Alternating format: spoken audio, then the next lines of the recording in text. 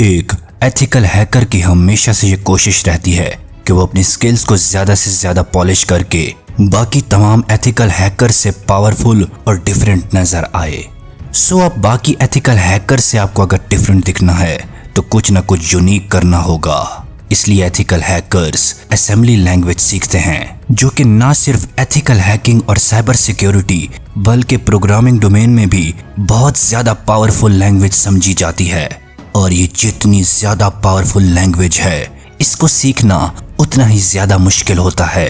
इसको सीखना बच्चों का खेल नहीं।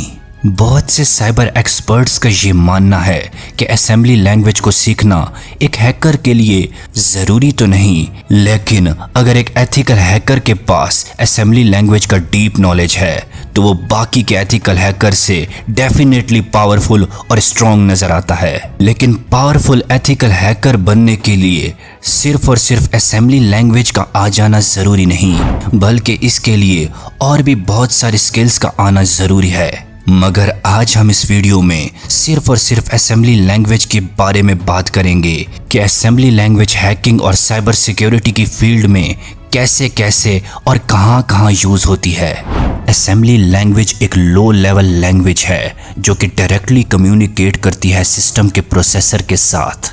यानी अगर आपने कंप्यूटर के हार्डवेयर से कोई भी काम करवाना है तो उस वक्त असेंबली लैंग्वेज बहुत ज्यादा यूजफुल लैंग्वेज साबित होती है। असेंबली लैंग्वेज ज्यादातर हैकिंग में रिवर्स इंजीनियरिंग में यूज होती है। रिवर्स इंजीनियरिंग एक प्रोसेस है जिसमें एक एथिकल हैकर सिस्टम या हार्डवेयर के डिजाइन, आर्किटेक्चर और उसकी फंक्शनैलिटी को प्रॉपर तरीके से एनालाइज करता है। आसान और सादा लफ्जों में हैकर्स रिवर्स इंजीनियरिंग प्रोसेस का यूज उस वक्त करते हैं जब उन्हें एक सिस्टम में से वल्नरेबिलिटीज और लूप होल्स फाइंड आउट करना होते हैं। इस रिवर्स इंजीनियरिंग प्रोसेस में और भी बहुत सारी चीजें आ जाती हैं, जैसा कि malware analysis, network protocols analysis, encryption analysis, software cracking और बाइनरी एक्सप्लॉइशंस शामिल हैं।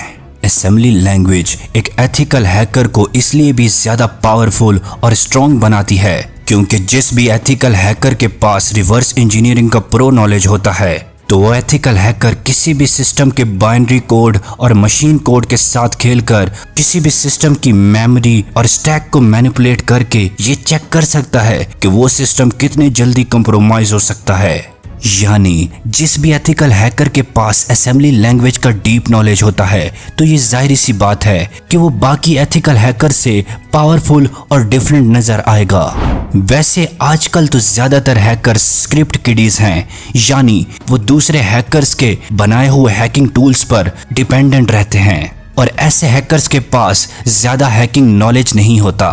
मगर एक पावरफुल एथिकल हैकर खुद के टूल्स डेवलप करता है और उन्हीं टूल्स पर डिपेंडेंट रहता है और मोस्टली टूल्स प्रोग्रामिंग लैंग्वेजेस से बनते हैं। यहाँ पर अगर आपके पास असेंबली लैंग्वेज का डीप नॉलेज होता है तो आप पावरफुल हैकर माने जाते हैं। लेकिन असेंबली लैंग्वेज का डीप नॉलेज हासिल करना भी कोई बच्चों का खेल नहीं, क्योंकि इसका डायरेक्ट रिलेशन कंप्यूटर के हार्डवेयर्स के साथ होता है और इस लैंग्वेज का सिंटैक्स बाकी तमाम लैंग्वेजेस से बहुत ज़्यादा मुश्किल होता है, जिसको आप आसानी से लर्न नहीं कर सकते।